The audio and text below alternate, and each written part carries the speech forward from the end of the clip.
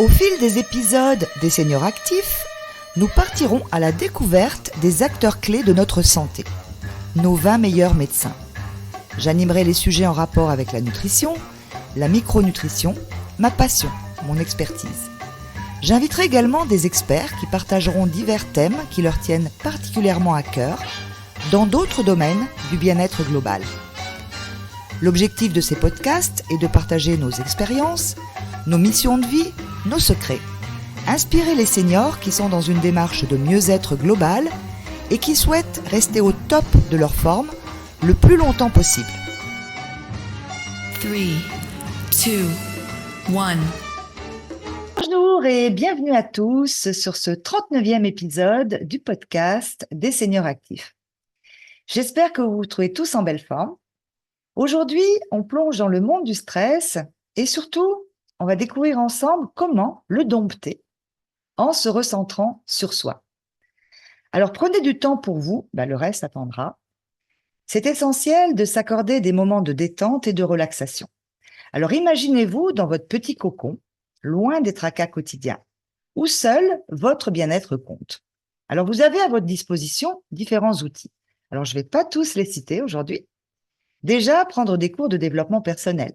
Alors c'est comme détenir la clé de votre potentiel intérieur. Apprenez à naviguer à travers vos émotions, à booster votre confiance en vous. Alors c'est un voyage vers une nouvelle version de vous-même. Alors on peut lire beaucoup de livres de développement personnel, mais le plus important, c'est de les appliquer. Vous pouvez écouter de la musique. Fermez les yeux, laissez-vous emporter par les mélodies. C'est un lâcher-prise total où seul le son compte.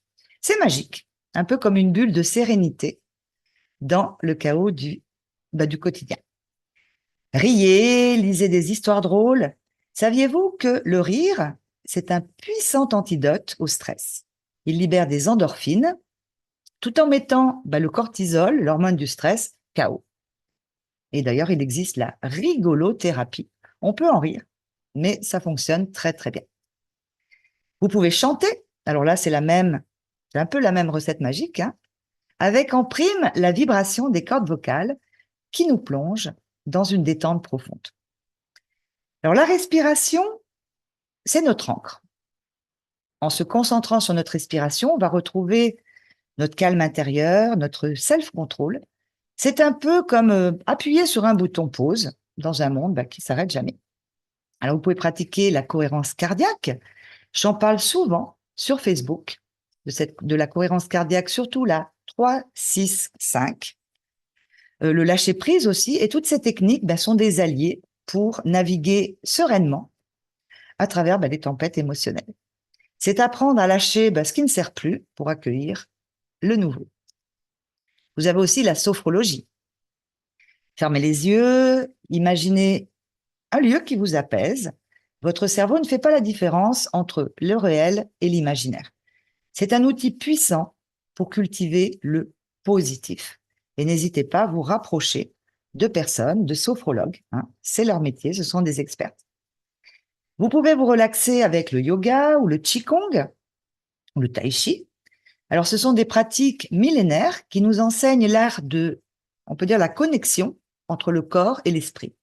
C'est une invitation à la détente, à l'équilibre. Et je vous invite à écouter ou à réécouter l'épisode de Sonia Pérez, experte en yoga. Alors, on le dira jamais assez, il faut bouger. Alors que ce soit la marche, que ce soit la natation ou toute autre activité physique, bouger va libérer des endorphines, les hormones du bien-être. Alors la marche, personnellement, c'est ma méditation, à moi, un moment où mon esprit s'évade, loin des soucis. Vous avez l'homéopathie, l'aromathérapie. Alors la trousse incontournable de ces petits miracles en flacon. En homéopathie, on peut parler de l'ignacea, du gelzémium, de staphysagria. Bon, la liste est très longue, je ne vais pas vous les citer aujourd'hui.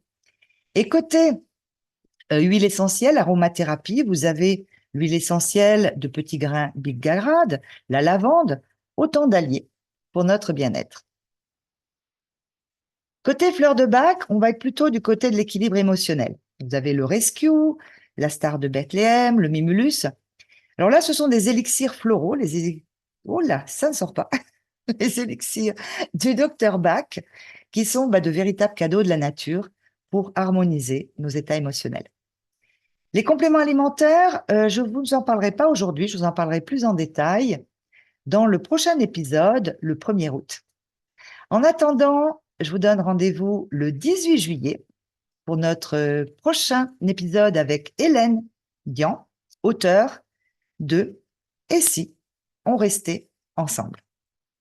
À très vite, prenez soin de vous.